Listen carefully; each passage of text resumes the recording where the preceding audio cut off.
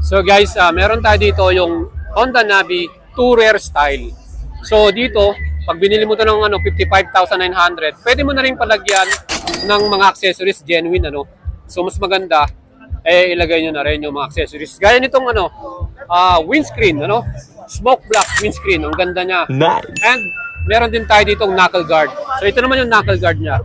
So yan, color brown, So makita mo, meron ka na kagad accessories na may lalagay, knuckle guard. So yan po, ay may kanya-kanya ring presyo. So itong windscreen natin, 1,440 pesos. At ang knuckle guard naman, 965 pesos. And meron din tayo isa pang accessories dito na nilagay nila. Ito namang metering kit. Ayan, meron siyang cover na kulay green dito.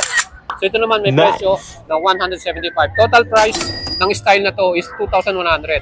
So again, ito meron tayong introductory price. Ngayong month of July, available na siya, So pwede na natin mabili to sa mga Honda 3S shop, mga wing shop. So pwede nyo nang may order ngayon to.